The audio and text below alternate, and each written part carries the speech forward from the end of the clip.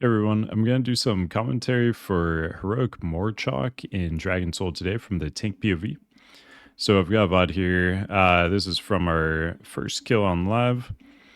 At the beginning, you're just going to run in, pump as much damage on Morchok as you can. He's going to split into a second guy, Korkrom, shortly after. You'll retain all your debuffs and stuff on Morchok himself, though. So if that's your tank assignment, just know that you'll already have all your debuffs still on him. If Korkrom is your assignment, make sure you taunt him and get your debuffs on him. So the ability you just cast there, Stomp, that's gonna do a bunch of AoE damage split amongst anybody within 25 yards. It also does double damage to the current target of Morchok or Korkrom. Korkrom also has this ability. He just casts it less frequently than Morchok does. And that Stomp, it's going to do double damage to the current target. So that's going to be you as the tank. And also to the person closest to you as the tank. So you're going to have somebody who's assigned to be soaking those. They just need to be the closest person to you. Really good people for that are like rogues because they can feint, take 50% less AoE damage reliably, and just basically anybody that can, take reduced physical damage, AoE damage in particular on the fly. While you have that stomp debuff, each stomp gives you a 10-second debuff. You take 100% increased physical damage during that time. So you're going to be taking a lot of bursts there. As a Death Knight, you can kind of time your death strikes with that to get huge heals, huge blood shields. Just make sure you have some kind of cooldown rolling through it too. Bone Shield, if you're a Death Knight, Prot, Holy Shield, that kind of stuff if you're a Pally. Just make sure you have something like rolling during each one of those. Most tank cooldowns last around 10 to 12 seconds anyway, so popping one of those will cover the full duration. The 12-second ones too, if you pop them a little bit early, you'll get some value on that actual Stomp initial cast and then have value for the entire duration of the Stomp debuff too. I should mention too, so the way we're tanking it, we have one on the left side of the road, one on the right side of the road. A better way to do this, once you've progged it, like if you want more space while you're progging it, that's fine. But once you've progged this, tanking them like lengthwise on the road is better. So you'd have like Morchok up here, closer to the portal side.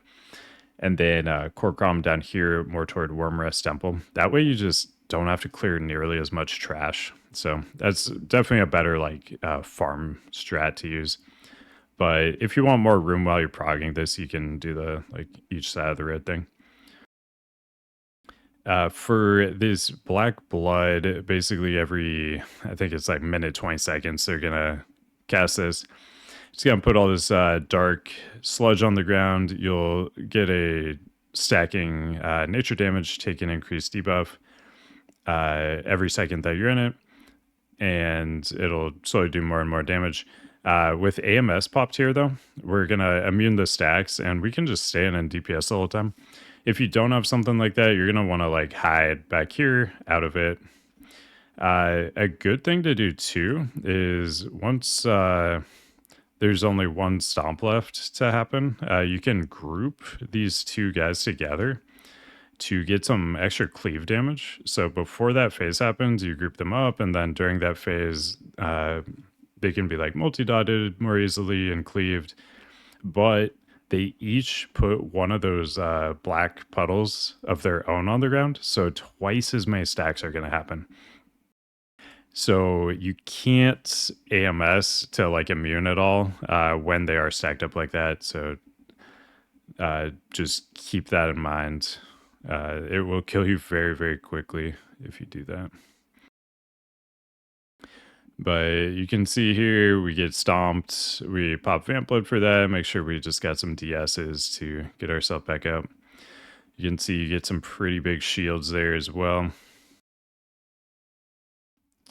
Typically, you're going to want to save wall toward the end. Obviously, use it if you need to stay alive. Do whatever you got to do. but at the end they're going to be enraging, so we would prefer to have our wall in PS for that part, but it's always better to live and figure it out later if it comes down to that. But as long as you're kind of planning your cooldown usage here, you should be pretty good. This was one part I didn't have like Bone Shield or Vamp Blood, but I did proc my Trinket, so I just had huge mass there. Otherwise, calling for like a sack there would be good. And then just another phase.